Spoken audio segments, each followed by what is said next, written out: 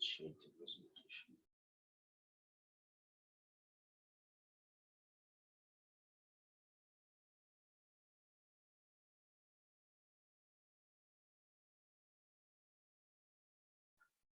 Okay, beta, I'll continue with that. So we are given two forces, 15 newtons to east and 20 newtons 60 degrees from east or from horizontal. तो मैंने देखे force F1 draw की है, ये this is the force F1 arrow. So that's most probably, मैंने exactly measure करके नहीं बनाया, so most probably that is 3 newtons इसकी लेंथ है इस एरो की, and it is directed towards the east. Yes Mariam. Sir from horizontal नीचे जी, east. horizontal or east is the same thing. Either you say east or you say 0 degrees or you say horizontal. Okay. Okay, so एक line मैंने draw कर दी F1. So this is your F1, this is your F1, and it is 3 centimeters in length. ठीक है जी, and it is directed towards right side or towards east. Second मैंने vector draw किया ये, so this is F2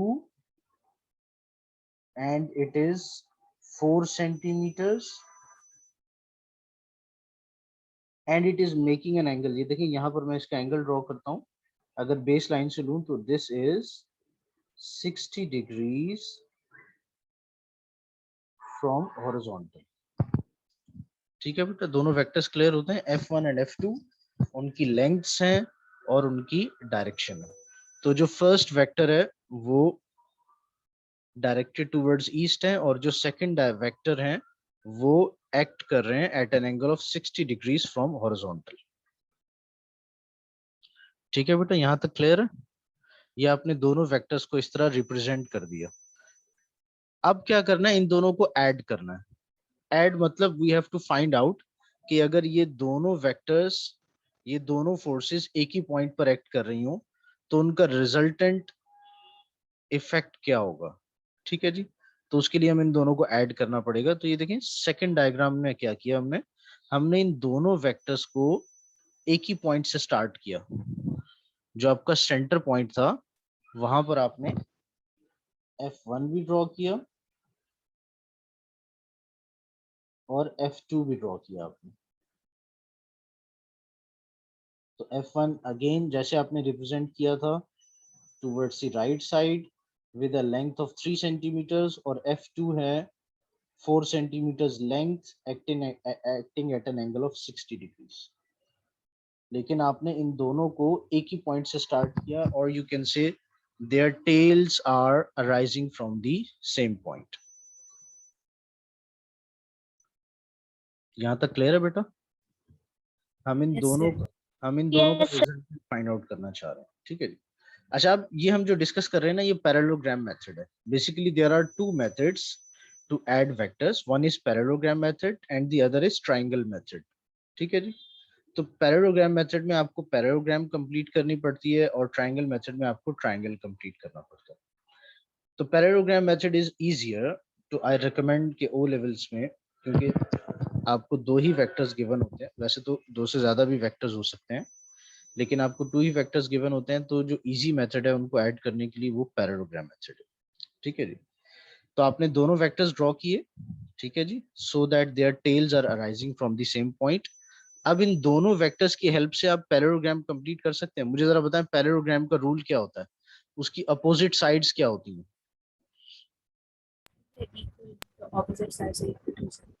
opposite sides are equal and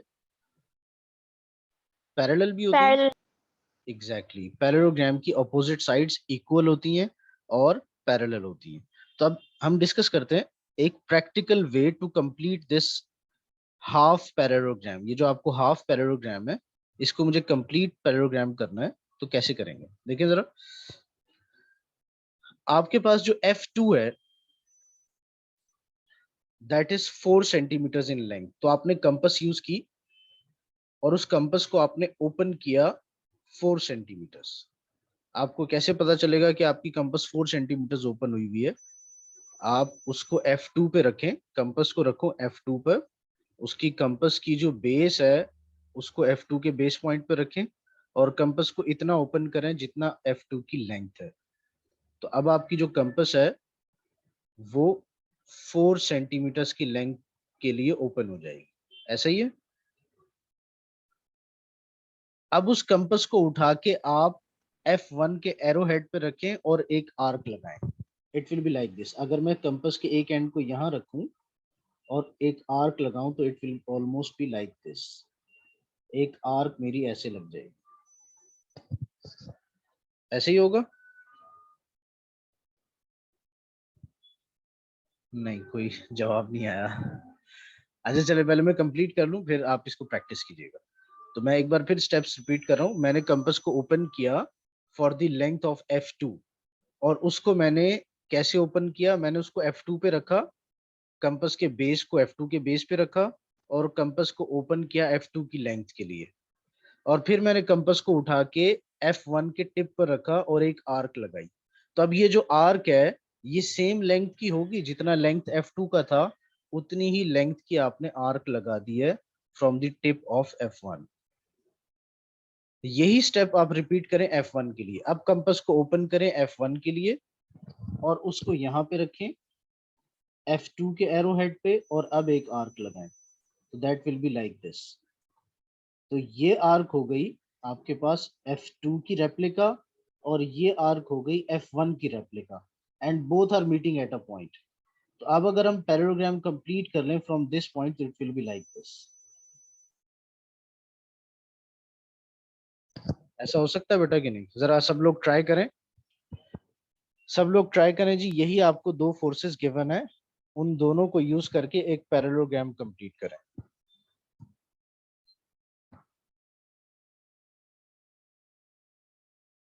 ये steps मैंने mention किए हुए। First step is this, draw input vector, नहीं सबसे पहले set scale.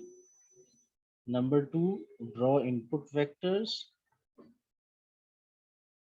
Number 3 is a condition कि जो आप इनपुट वेक्टर्स ड्रॉ कर रहे हैं वो सेम पॉइंट से। तो ये स्टेप 3 नहीं हुआ, इसको मैं कुछ और कहूँगा, इसको मैं कहूँगा इसी स्टेप 2 का पार्ट है। स्टेप 3 हो गया पैरेललोग्राम कंप्लीट कर। सो स्टेप 3 तक सब लोग करें। आपके पास है कंपास है सब लोगों के पास, तो अपने use the scale, use the protractor to represent vectors and then complete the parallelogram.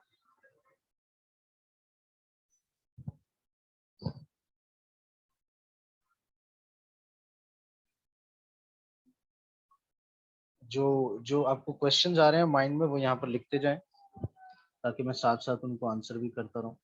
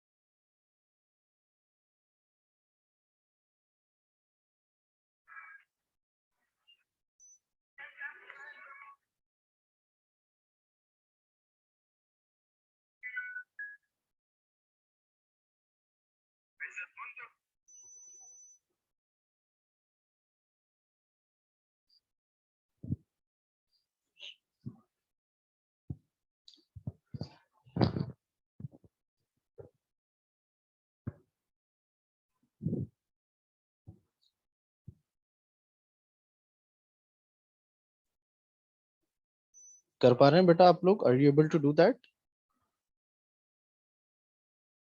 Sir आप एक दफा यस सर 3 रिपीट कर देंगे। सॉरी, एक बार क्या रिपीट कर दूं मैं? स्टेप नंबर 3 हमें क्या मेजर कहाँ पे वो रखना है अपना? अच्छा, सबसे पहले तो जो आपने टू वेक्टर्स ड्रॉ करने हैं वो सेम पॉइंट से अराइज होने चाहिए। जो आपने सेंटर पॉइंट अपना कंसिडर किया होगा एंगल ड्रॉ करने के लिए, उसी पॉइंट से आपका F1 भी स्टार्ट हो रहा है और उसी पॉइंट से आपका F2 भी स्टार्ट हो रहा है।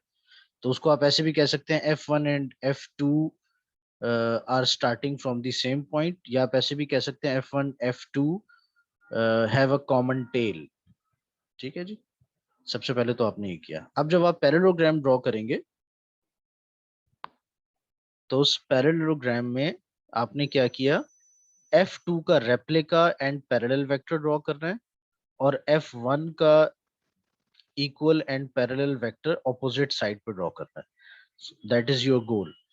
तो आप खुद सोचें ये आप कैसे कर सकते हैं। अगर आपको F1 का रेप्लिका ऑपोजिट साइड पे ड्रॉ करना है तो आप एक कंपास लेके ओपन करें उसको F1 की लेंथ के लिए और उसको F2 की टिप पर रख के एक आर्क लगाएं।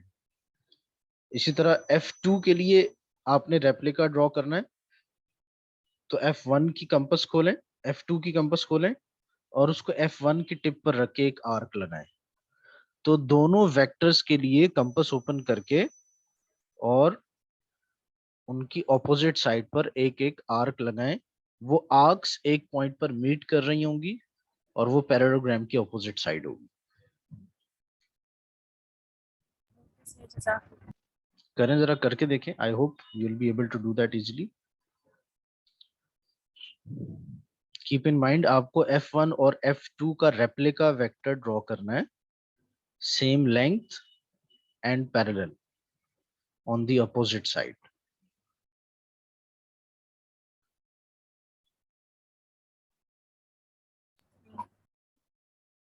I hope all of you are doing that. Okay, one student has done it. बाकी भी take your time and complete that. अगर आप ये पैरेललोग्राम complete कर लेंगे तो ये टॉपिक आपका जो है वो आपको इजी लगेगा, फिर डिफिकल्ट नहीं लगेगा।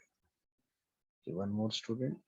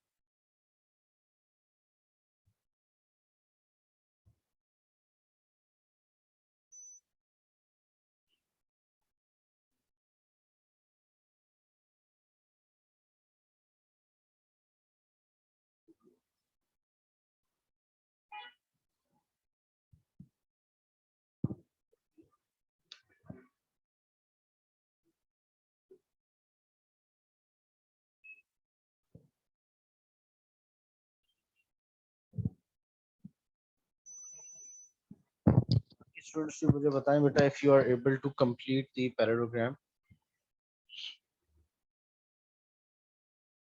Yes sir, done. Okay, one more student.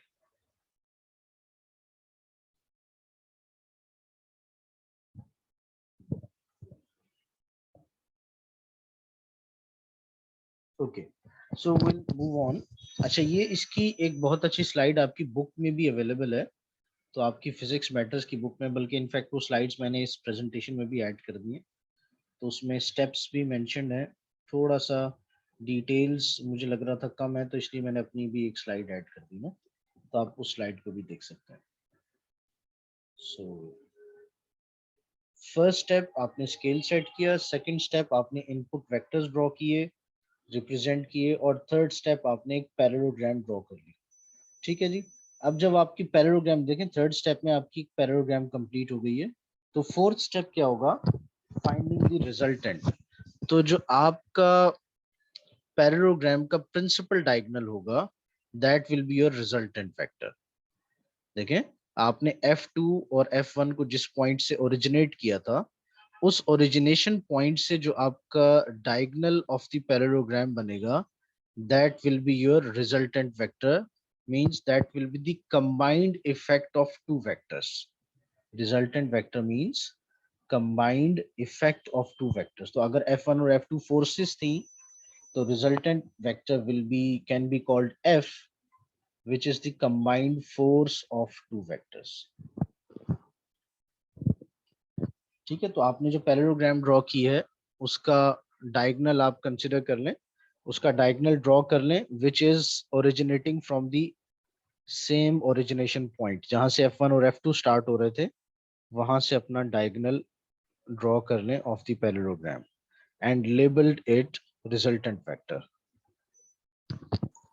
Sir तो रिजल्टेंट वेक्टर की कोई वैल्यू होगी, मतलब जब हमने ये बना लिया पूरा तो फिर इसका आंसर क्या लिखेंगे?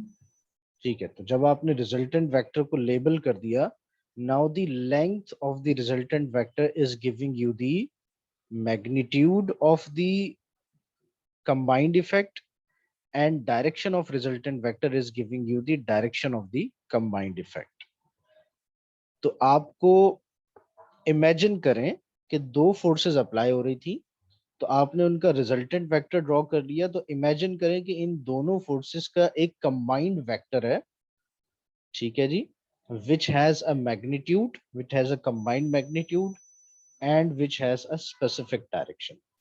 तो पहले जरा पैरेललोग्राम में अपना कंबाइंड रिजल्टेंट वेक्टर ड्रॉ कर लें, फिर हम देखते हैं कि उसकी लेंथ कितनी है और उसकी डायरेक्शन क्या है। 6 सेंटीमीटर आ रही है। ठीक है, तो जो आपने रिजल्टेंट वेक्टर ड्रॉ किया है इल्सा, उनकी जो लेंथ आ रही है रिजल्टेंट वेक्टर की वो 6 सेंटीमीटर है। तो अब 6 सेंटीमीटर को back to the set scale लेकर जाएं, वो कितनी फोर्स बन रही है? It would be 30 newtons. That will be 30 Newton's, बिल्कुल सही है जी। तो यानी कि F1 और F2 टू फोर्सेस थी, 15 न्यूटन्स की और 20 न्यूटन्स की, और आपकी जो रिजल्टेंट फोर्स आ रही है उन दोनों का जो कंबाइंड इफेक्ट आ रहा है वो 30 न्यूटन आ रहा है। ठीक है जी। तो डायरेक्शन इसकी नॉर्थ ईस्ट नहीं होगी? अब इसका एंगल मेजर कर लें, अब इसका एंगल मेजर कर लें फ्रॉम, फर्स्ट ऑफ ऑल इसका एंगल मेजर कर लें हॉरिजॉन्टल से। देखें जरा इसका एंगल कितना हॉरिजॉन्टल से, प्रोट्रैक्टर की हेल्प से देखें कि जो इस रिजल्टेंट वेक्टर की डायरेक्शन है उसका एंगल क्या है? 35 डिग्रीज। मेरा 35 आ रहा है। ओके, आपका 35 डिग्रीज आ रहा है। बाकी लोग भी बताइएगा what is the magnitude and direction of your vector. आप सब लोगों का जो आंसर है वो डिफरेंट हो सकता है, ठीक है जी, it will depend upon your practice. सबसे पहले तो आपका जो इक्विपमेंट है वो स्पेशली शार्प पेंसिल होनी चाहिए, जितनी शार्प होगी उतना आपको पॉइंटेड टिप प्रोवाइड करेगी और उतना एक्यूरेट रिजल्ट आपको प्रोवाइड करेगी, ठीक है जी। Second is the use of protractor. जैसे मैंने आपसे पहले कहा था ना कि प्रोट्रैक्टर को आप एग्जैक्टली बेस लाइन पर रखें, सेंटर पॉइंट को अलाइन करें और तब आप अपना एंगल मेजर करें या ड्रॉ करें, ठीक है जी। अगर आप उसको करेक्टली करेंगे तो आपका answer at the end exact आएगा। तो एक स्टूडेंट का आंसर है जी रिजल्टेंट वेक्टर का 30 Newton's acting at an angle of 35 degrees. बाकी लोग भी बताएं क्या आंसर आ रहा है आपके पास। ओके, ईमान का आंसर आ रहा है 7 सेंटीमीटर्स, खदीजा का 6 सेंटीमीटर्स। तो ईमान थोड़ा सा आपका जरा ज्यादा है, ज्यादा डिविएशन है, आप जरा इसको रीचेक करें। Khadija and Ilsa seem to have almost same answer, so that is एक और स्टूडेंट का 6 centimetre, so that seems to be the length of the resultant vector, that is 6 centimeters, or you can say 30 newtons. अच्छा, अब आप लोग कहेंगे कि हमारे आंसर्स तो थोड़े से डिफरेंट हैं, तो कौन सा आंसर एक्सेप्ट होगा? तो बेसिकली जो आपका एडिशन ऑफ वेक्टर्स में आपका जो आंसर होता है उसकी एक रेंज होती है, एक बिल्कुल एग्जैक्ट आंसर नहीं होता। तो फॉर एग्जांपल आपको मार्किंग स्कीम में इस तरह गिवन होगा that your resultant force is 30 Newton's plus minus 2 Newton's, यानी कि अगर 28 न्यूटन्स भी किसी का आंसर है और किसी का 32 न्यूटन्स भी है तो वो भी एक्सेप्ट हो जाएगा। और एंगल उसमें गिवन होगा, फॉर एग्जांपल उसमें एंगल गिवन होगा 34 डिग्रीज प्लस माइनस 1, यानी कि अगर किसी का आंसर 33 होगा और किसी का आंसर 35 होगा तो वो भी एक्सेप्ट हो जाएगा। तो एडिशन ऑफ वेक्टर्स के लिए आपको एक रेंज गिवन होती है। कोई बात नहीं Iman, you can repeat that so that you can eliminate the mistake. ठीक है जी, I hope now you know the basic process. अब हम इसके प्रैक्टिस क्वेश्चंस करेंगे। जितना आप इसकी प्रैक्टिस करेंगे ना, जैसे ग्राफ में होता था ना कि आपने बेस्ट फिट स्ट्रेट लाइन को प्रैक्टिस किया 2-3 टाइम्स, फिर बेस्ट फिट कर्व को प्रैक्टिस किया 2-3 times, then you will be able to improve your skill. तो इसी तरह एडिशन ऑफ वेक्टर के केस में भी होगा, आप इसको सम टाइम्स प्रैक्टिस करेंगे तो you will be able to improve it. तो मैं इसके क्वेश्चंस, मैंने कुछ इसमें एक वर्कशीट भी रखी है, 2-3 प्रैक्टिस क्वेश्चंस भी हैं, और कुछ मैंने इसमें एमसीक्यूज भी पुट किए हैं, और उसके बाद मैंने इसमें पास ओवर क्वेश्चंस भी रखे हैं 7-8। So that will be a complete package for this topic. वो आपने सबका सब फॉलो करना है। अभी बैठिएगा, it will not take you more than an hour. अगर आप इसको 1 आवर अभी बैठ के कर लेंगे, ग्रुप ओपन होगा, डिस्कशन ओपन होगी, ठीक है जी, तो you will be able to master this topic today, ठीक है जी। तो अच्छा, एक और मेथड है इसका, वो है ट्रायंगल मेथड, और it is also called tip to tail method. तो पहले आप ये पैरेललोग्राम मेथड प्रैक्टिस कर लें आप सब लोग। टिप टू टेल मेथड मैं किसी और दिन आपको एक्सप्लेन कर दूंगा, वो आपको पूरा ड्रॉ करने की जरूरत नहीं है, वो सिर्फ उसकी एक्सप्लेनेशन रिक्वायर्ड होगी, तो आप, ठीक है जी, तो आप आज पैरेललोग्राम मेथड पे काम कीजिएगा। यस बेटा। सर हमें मतलब जो टोटल लेंथ जब हम मेजर करेंगे तो जो हमने लाइंस बनाई होंगी आर्क बनाकर, उनको उनका टोटल होगा हमारे रिजल्ट में। अच्छा, अब मैं देखिए आपको एक सिनेरियो बताता हूँ। आपने एक ऑब्जेक्ट है, ये ऑब्जेक्ट है, इसको ड्रैग करना है। तो 2 स्टूडेंट्स मिलके ड्रैग कर रहे हैं। एक स्टूडेंट इसको ऐसे फोर्स अप्लाई कर रहे हैं, एक स्टूडेंट इसको ऐसे फोर्स अप्लाई कर रहे हैं। तो दोनों जो फोर्सेस अप्लाई कर रहे हैं उनके कंबाइंड इफेक्ट से ये ऑब्जेक्ट ड्रैग हो जाएगी, ठीक है जी। अब जो 2 स्टूडेंट्स फोर्स अप्लाई कर रहे हैं, फॉर एग्जांपल उनकी आपस में बनती नहीं है, तो एक स्टूडेंट ऐसे फोर्स अप्लाई कर रहे हैं और दूसरे स्टूडेंट एक और डायरेक्शन में फोर्स अप्लाई कर रहे हैं। तो इस केस में भी दोनों की फोर्सेस सेम है। फॉर एग्जांपल एक फोर्स 100 न्यूटन है, दूसरी फोर्स भी 100 न्यूटन है, लेकिन वो क्या है, अलग अलग फोर्स अप्लाई कर रहे हैं, तो इसका कंबाइंड इफेक्ट डिफरेंट हो जाएगा। तो वेक्टर एडिशन में भले आपकी फोर्सेस सेम हो, लेकिन उनके एंगल्स चेंज हो जाए तो उसका कंबाइंड इफेक्ट चेंज हो जाता है। इसीलिए हम वेक्टर एडिशन के लिए वेक्टर डायग्राम ड्रॉ कर रहे हैं। भले फोर्सेस सेम हो, आपका एंगल अगर चेंज हो गया तो जो इफेक्ट है, जो कंबाइंड इफेक्ट है, वो चेंज हो जाएगा। सर इसमें जीरो नहीं हो जाएगा अगर इक्वल होंगे? अगर आपके पास एग्जैक्टली इक्वल हो और एग्जैक्टली ऑपोजिट हो तो जीरो हो जाएगा। अगर एग्जैक्टली एंटी पैरेलल हो जाए तो जीरो हो जाएगा। लेकिन अगर एंगल पे है तो जीरो नहीं होगा? बिल्कुल जी, अगर कोई एंटी पैरेलल के एक्सेप्ट अगर कोई और एंगल है तो फिर जीरो नहीं। Okay sir. अच्छा जी, मूविंग ऑन, इसको मैं क्लियर करता हूँ। सो वर्कशीट के क्वेश्चन हम नहीं डिस्कस कर लेते हैं। ये देखिए आपकी बुक की स्लाइड है, प्रैक्टिस की, ये भी मैंने यहाँ पे रखी हुई है, आप बुक से भी देख सकते हैं। टिप टू टेल मेथड भी इसमें मैंने लिखा हुआ है, लेकिन टिप टू टेल मेथड अभी आप नहीं देखिएगा, अभी आप पैरेललोग्राम मेथड यूज करके अपने क्वेश्चन सॉल्व कर लें। ये आपके पास एक वर्कशीट है, ये जी कोई आंसर करें question number 1A। Magnitude. I could not here you बेटा। Magnitude. And unit. Okay, scalar quantity, magnitude and unit. Magnitude, ठीक है जी। तो मैग्नीट्यूड ऑटोमेटिकली प्रॉपर यूनिट में होगी, scalar quantity have only magnitude, vector quantities have both. Magnitude and direction. अब एक बार फिर बोलो जरा, vector quantities have Vector quantities have both magnitude and direction. Magnitude and direction. 1C,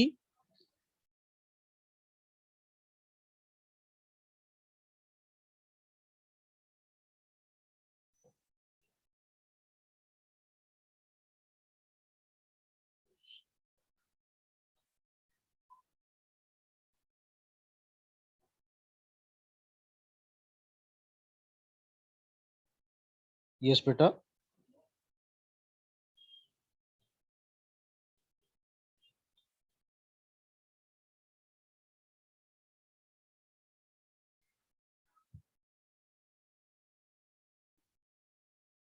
नहीं बेटा, पैरेलल वेक्टर नहीं, the single vector which has the same effect as the two vectors. So I can say that as the combined effect as the two vectors. So we'll call it a resultant vector. The single vector that has the same effect as two vectors added is called the resultant vector.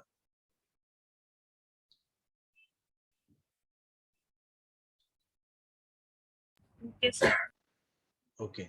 So then you can state two examples for scalar quantities, two examples for vector quantities. इसी presentation में मैंने इसकी marking scheme भी put की है, वो आप देख लीजिएगा. अच्छा, क्वेश्चन नंबर 4 इंटरेस्टिंग है, जरा क्वेश्चन नंबर 4 को कोई आंसर करे.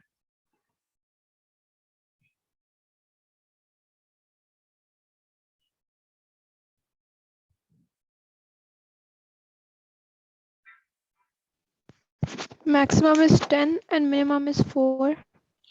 ओके, तो ठीक है, maximum is 10 and minimum is 4. अच्छा, ये जो मुझे आप बता रहे हैं मैक्सिमम 10 एंड मिनिमम 4, इनकी डायरेक्शंस भी बता दें.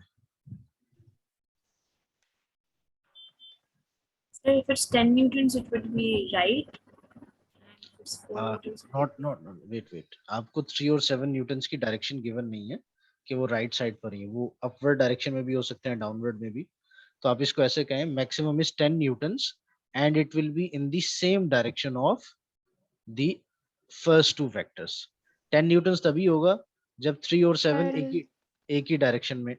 तो फॉर एग्जांपल अगर 3 और 7 अपवर्ड डायरेक्शन में अप्लाई हो रहे हैं, तो जो रिजल्टेंट 10 न्यूटन है वो भी अपवर्ड डायरेक्शन में होगा. ठीक है जी, ऐसे ही. अच्छा, अब सेकंड ऑप्शन मुझे बताएं, जब मिनिमम 4 न्यूटन्स है तो उस वक्त opposite directions. When the opposite forces are acting in opposite directions, the force will be 4 newtons. 4 Newton's. वो तो ठीक है, ऑपोजिट डायरेक्शन में होगा तो 4 न्यूटन्स है, लेकिन इस 4 न्यूटन्स की डायरेक्शन क्या होगी? फिर जो डायरेक्शन Towards 7 7 न्यूटन्स की Newton होगी वाला. वही तो डायरेक्शन. एग्जैक्टली, जो आपका लार्जर वेक्टर की डायरेक्शन होगी वही रिजल्टेंट वेक्टर. तो जो 7 न्यूटन की डायरेक्शन होगी, for example 7 Newton right side पर है और 3 न्यूटन लेफ्ट साइड पर है, तो resultant will be in the direction of 7 Newton's vector. ऐसे ही होगा.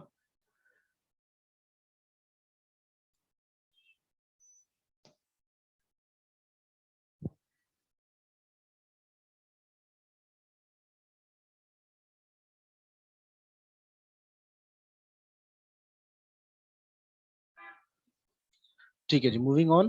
क्वेश्चन नंबर 5 में a barge is being pulled at a steady speed through still water by two horizontal cables और उनकी जो है वो मैग्नीट्यूड एंड डायरेक्शन गिवन है. अच्छा, अब इसमें आपको कोई बेस लाइन रिक्वायर्ड नहीं है. आपको टू फोर्सेस गिवन है and angle between those two forces is 60 degrees और आपको एक स्टैंडर्ड पॉइंट गिवन है. तो आपने टू फोर्सेस ड्रॉ करनी है. One is here and the other is at an angle of 60 degrees. तो कोई भी वेक्टर पहले आप ड्रॉ कर लें. फॉर एग्जांपल F2 पहले ड्रॉ कर लें रैंडम डायरेक्शन में according to given scale, according to set scale by you, और उस F2 से फिर 60 डिग्रीज के एंगल पर F1 ड्रॉ कर लीजिएगा फॉर दिस फोर्स. तो मैं इसकी मार्किंग स्कीम शेयर कर लेता हूं ताकि आप डायरेक्ट देख लें, लेकिन आपने ये खुद से ड्रॉ करना है. ये देखें जी, ये आपने क्या किया, पहले आपने फॉर एग्जांपल F2 ड्रॉ कर लिया. 50,000 न्यूटन है, तो कोई स्केल ऐसा, मुझे कोई ऐसा स्केल बताएं जिसमें आप 50,000 न्यूटन और 75,000 न्यूटन को ड्रॉ कर सकें. अच्छा, स्केल भी नीचे गिवन है. चलो, 10,000 newton is equal to 1 centimetre का अगर आप रखें तो आपके पास जो F2 है वो बन जाएगा 5 न्यूटन्स का और F1 बन जाएगा 7.5 सेंटीमीटर्स का. F2 बन जाएगा 5 सेंटीमीटर और F1 बन जाएगा 7.5 सेंटीमीटर्स. तो पहले F2 ड्रॉ कर लीजिएगा for a length of 5 centimetres in a random direction. ठीक है जी, लेंथ 5 सेंटीमीटर. तो जब F2 आप ड्रॉ कर लेंगे तो फिर आप उसका एंगल ले लीजिएगा वहां से 60 डिग्रीज का और वहां पर F1 ड्रॉ कर लीजिएगा for a length of 7.5 centimetres. Yes बेटा, मैं अभी ये प्रेजेंटेशन वहां पुट कर देता हूँ अपना व्हाट्सएप ग्रुप पर। सब लोग जरा ये डायग्राम ड्रॉ कर लें।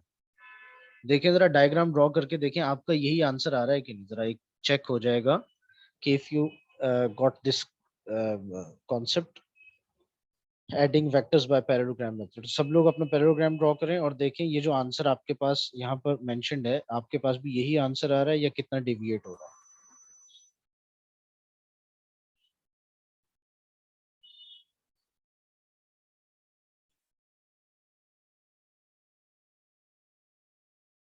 ओके बेटा, यू कैन लीव। आपको प्रेजेंटेशन मिल जाएगी। इसी प्रेजेंटेशन के एंड पे 5 पेपर क्वेश्चंस भी, एक स्लाइड है और एक जो जो मुझे एमसीक्यूज इसके मिले थे ना, एमसीक्यूज भी हैं, वो भी मैंने इसमें पुट किए हैं। तो इस प्रेजेंटेशन को कंप्लीट कर दी, ठीक है, और मैं इसकी रिकॉर्डिंग भी अपलोड कर दूंगा।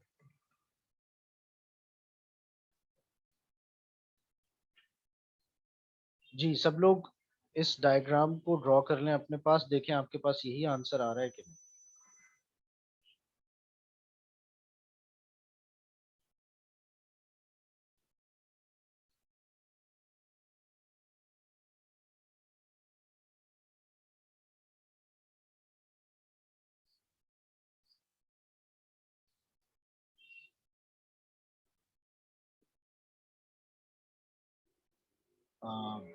बेटा आई थिंक 1 आवर तो लगेगा, 1 आवर से कुछ ज्यादा। प्रेजेंटेशन में अभी अपलोड कर दूंगा, लेकिन रिकॉर्डिंग जो है वो अपलोड करने में लग जाएगा कोई 1 our.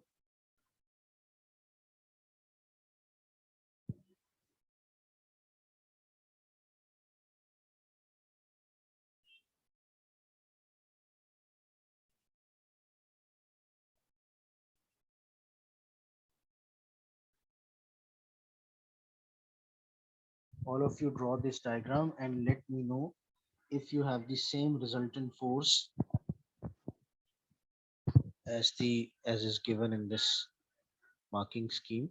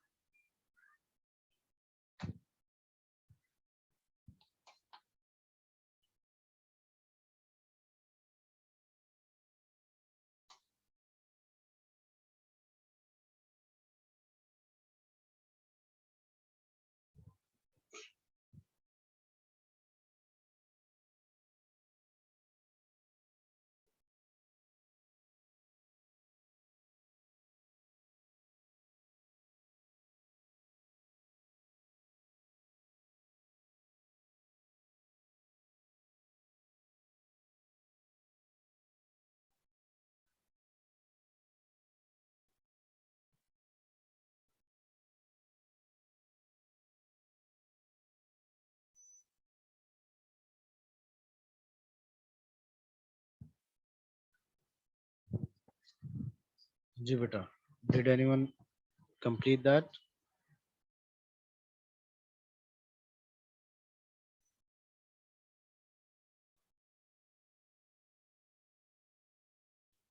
Okay, take some more time.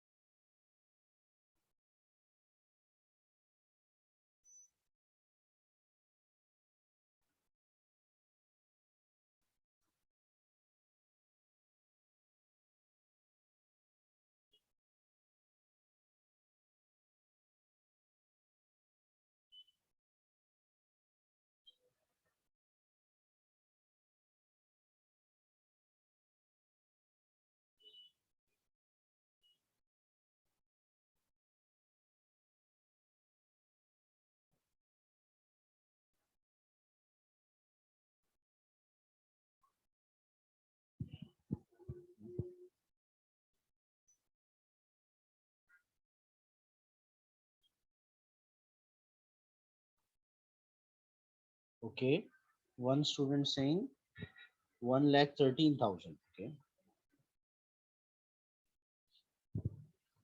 ठीक है, आई होप अब टाइम ऑलमोस्ट एंड होने वाला है, तो मैं आपको ये प्रेजेंटेशन सेंड करता हूँ, आप इस वर्कशीट को भी प्रिंट कर सकते हैं और उसके ऊपर सॉल्व कर सकते हैं, but it will be better to solve it on your journal, because आपने तो खुद स्किल सेट करना है ना, ठीक है जी, तो